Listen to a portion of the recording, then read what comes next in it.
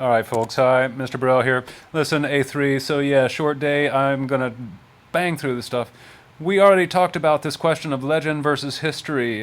We looked at this document here, right? Yeah, this document.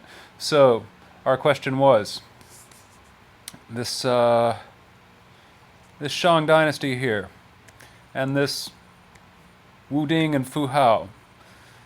They used to be in quotes, just like the Xia dynasty over here in quotes, because we didn't have any of that historical evidence. And then, as we talked about, we dug up last year. No, not last year, in 1898, that case of malaria and the dragon's teeth and all that stuff. Cool story. Um, and again, these are all either turtle shells or cattle bones. And they found, literally, we have over 40,000 of these things. The Shang kings did these divinations, these asking the spirits for advice on the future, daily, for hundreds of years. So literally 40,000 of them. A lot of them have been translated. We have discovered, we have translated about, or counted about 4,000 characters in this alphabet, the original Chinese alphabet, inscribed on these bones. So 4,000 characters already in existence in 1250 BCE. Surely the Shang dynasty goes back a good 100, 200, 300 years to develop all of these written characters. Those of you who don't speak Chinese, you can actually look for images like this right here. That's Zhong. China's the name of China is Zhongguo. Zhong is middle, center, so the Middle Kingdom. That's the first word of China's name today. There is and I'm not being dirty here at all, guys. This is interesting intellectual stuff. This right here is literally a phallus, a penis, and it's the character for ancestors. And so when the Shang kings are asking questions of their ancestors, notice what this tells us. Notice we're noticing details here, and we're saying, what does that tell us? That they think of ancestors, the important ones. Who are we asking? Not the women, we're asking the men. Now, I don't expect you to like memorize this stuff for testy things. I just hope you agree. That's kind of interesting how we can actually think about the meanings packed into, the values packed into their choice of images for things like ancestor. There are other characters you can see here, but in any case, so, multiply this particular bone by over 40,000, over hundreds of years in the Shang, and you'll see what a wealth of information they give us. Finally, though, getting back to, how does this prove the much later books to be correct about this guy, whose name I wrote incorrectly here? Wu Ding, because Wu Di is another emperor from the Han Dynasty, sorry. So yeah, about this guy, because his name, those bones that we found, those dragon's teeth, they had his name on them. He was actually asking the ancestors for advice. His queen, Lady Fu Hao. Shortly after this, archaeologists uncovered a tomb, and you should read about it, of Lady Fu Hao, his queen. And this tomb had not been plundered, opened, robbed by grave robbers. It was perfectly preserved from 3,250 years ago, from the time of, if the Bible is right about Moses, the time of Moses. Crazy stuff. And so we'll talk about what we see, but if you hadn't caught on yet, this is not boring stuff. Check it out. Just look at it and ask, what the hell's going on in this place? They bury the queen, and what do they bury with her? Look at it. Those are skeletons. There's other interesting stuff. We'll talk about this in class real quickly next time. And again, these bronzes, they wrote inside these bronzes, they actually chiseled Chinese pictographic characters, Chinese characters, written characters, into the bronze before firing it into the mold. And so clearly this can't be forged. It carbon dates all sorts of stuff, and it has her name on it. So, again, going back to that question, look at that. As I told you in class, Western historians, some Chinese historians saying, oh, all this stuff is just legend from much later books. And they were proven wrong. Archaeology proved them wrong. So at this point, I just want to go back to the very earliest people that we talked about in their history. The first person whose name they recorded, they're Adam, although he's not the first man, he's just the first individual whose name goes down in history. Fuxi. What do they say he's important for? Creating family and domesticating animals. The next guy, what's he important for? Creating a plow so that those animals can pull the plow. In other words, help farming. So notice we have gone from hunter-gatherer to Fuxi, domesticating animals. So pastoral, the pastoral evolution of society, of human society, from cavemen to herders, and then Shennong creates the plow. That means agriculture, and then Huangdi, the last guy of those three ancient heavenly sovereigns. Huangdi creates cities. That is so rational, as we were talking about in class, radically natural, radically rational. Look at that. Look at even their legend, their prehistoric legend is rational. Now look at their historians. They've got like accurate memories of things that happened centuries or even thousands of years before them. So the Shang went from being legend to, because of those two things, factual history. We'll talk about these other things later. And meanwhile, and this isn't true only of the Hebrews, it's also true of the Greeks and so many other things too. Attempts to archaeologically confirm Abraham, Noah, Moses and such, so many of the narratives in the Bible written at the same time. Biblical archaeologists have tried and so far failed. The archaeology actually proves that the Bible is not historically accurate over and over and over again. They've even changed the name. They used to call it biblical archaeology. Now they call it ancient Near Eastern archaeology, because it hasn't proven the Bible.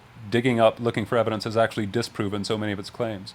So what's the point of this? Again, what a radically interesting civilization China is, because in ancient times, their prehistoric memory, their stories, the things that they passed on, turn out over and over and over again to surprise us for being really accurate. And this Wu Ding and Fu Hao from the Shang, that's an example of those oracle bones. Thank God that guy who caught malaria was a scholar. So there's a little reading about it. Malaria blesses history. I gave you that name. Great little joke here. Nobody can tell how many oracle bones before he discovered them in 1899 were ground up by traditional Chinese pharmacies and disappeared into people's stomachs. Think of the hundreds of years of documentation on oracle bones that people swallowed and peed out, or worse. You know, just hilarious. There's a little bit on Wu Ding, and it tells you that his name does appear on those oracle bones, 1899, same thing. We'll talk about this thing later. Now, on the whiteboard picture here, so we just talked about the dig and Lady Fu Hao and how that too took the Shang from legend to history. Now, I'm going to skip this number 4, is writing destiny to Humpty Dumpty's. We'll talk about that in class. It's a great, interesting question. But let's end this with your question, the problem of how to kill the Pope.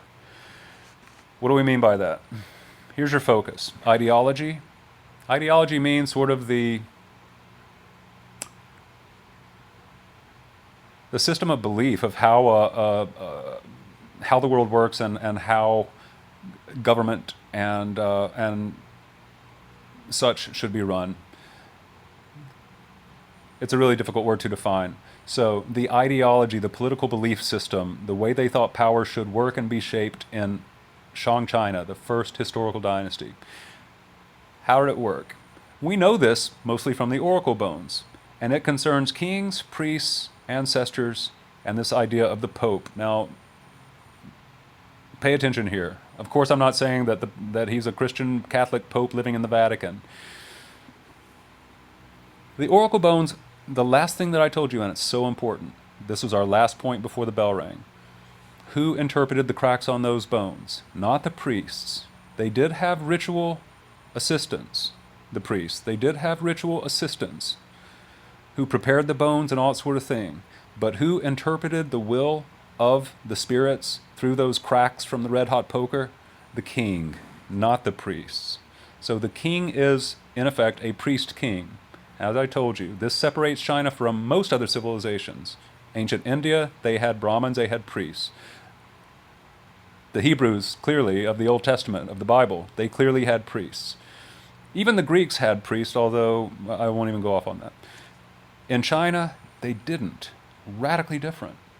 There was no split between political authority and religious authority. There were no men saying, I speak in the name of God, to contradict or conflict with the man who said, I speak as the king.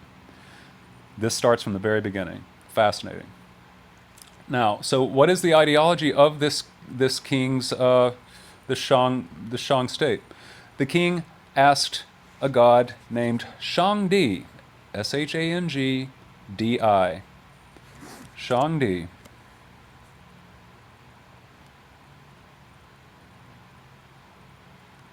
No, I'm going to have to go, well, so just write it down. Let's see.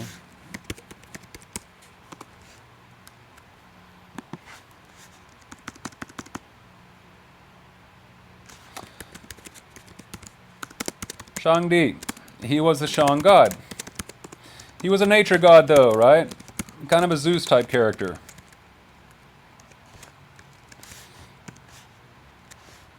Who was in control of weather, floods, all that sort of thing, thunder, and so forth.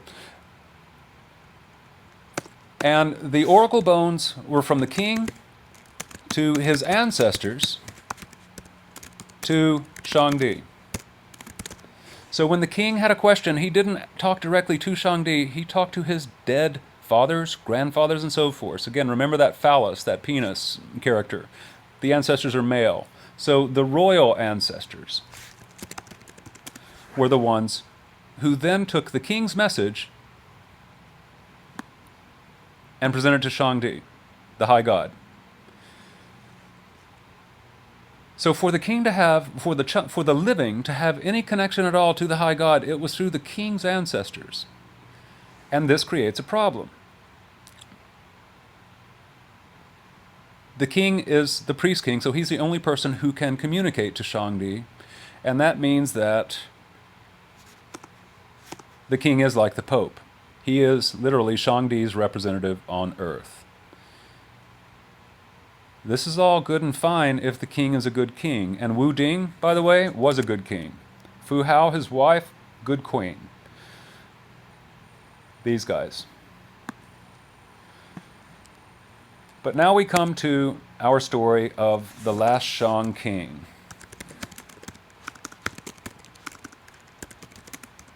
It's a great story.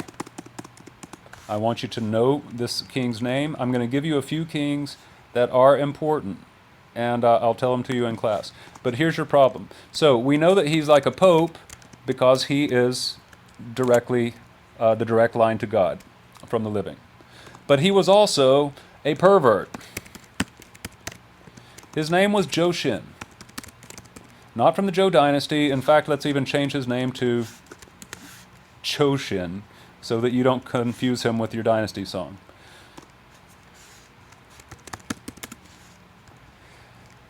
How is he a pervert? Here are the stories that we read in the Book of Documents of Shujing. I'm going to tell it to you real quick. Instead of using the peasants and the farmers' work and labor and grain for the good of the people, he taxed them and made them work for his own good, his luxurious pleasure.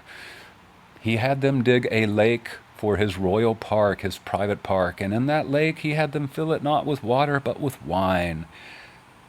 And that's right, a lake of wine. And he invited his buds to come and have parties with him in this lake of wine. They would take the boat out, they would paddle the boat to islands, artificial islands that they set up in the middle of the lake, planted trees on, and from those trees daily he had peasants or slaves hang racks of meat, fresh roast meat, so that his buds could get drunk as they drank from the lake that they paddled across, and then eat from the meat from those trees in the islands, and okay, good, drink, food, and let's see what's left. Oh yes, women. He had naked women from his people, the most beautiful daughters, wives, and so forth of the land, all forced to come to his pleasure park and dot the islands and the lakeside naked for his and his buddies' pleasures. And they had orgies and orgies and orgies, drunk, eating meat, and then ladies for dessert. The guy was a freak. His wife was a freak also. Don't need to know her name, but she goes down in history as getting sexual jollies. Like, she got excited watching poor victims of that hand chosen by this guy to do this, to walk across a bronze pole that was suspended horizontally above a larger than human size roasting pan that was roasting, put above roasting coals, hot coals. And so just like a pan on the oven top, right? Roasting hot. They oiled the bronze pole that went above this human-sized frying pan and forced victims to walk across this oiled, not red hot, but, roasting bronze pole, which of course they would slip off and then roast to death in the pan underneath. This is what the ancient Zhou dynasty text says about the last Shang king. His wife got kinky thrills, perverse pleasures from that, and and you can connect the dots as to why the king would want to get her all worked up that way. And off they went to enjoy. It's nice to be the king and queen and have our ridiculously self-indulgent, luxurious, and completely insensitive pleasures at the expense of our people. They were obviously hated. The people wanted to overthrow them, but nobody dared. Because, what's the problem? This guy may be a pervert, but he's still God's representative on earth. Your problem is, and so killing him is dangerous, because if we kill him, his ancestors are going to report to Shang that some evil person has killed God's representative on earth. This was the problem that was faced in the late Shang dynasty. So my question to you is, knowing the superstition or religious belief of the people, knowing that they will not follow when you say, we should kill this pervert, he should not be king, we should start a new dynasty, knowing that they will not follow you because you're suggesting that we kill the Pope, in effect, how are you going to persuade people to follow you anyway? That's the question. Okay, I'm done. We'll cover all the rest of the stuff in class next time. Enjoy. Bye.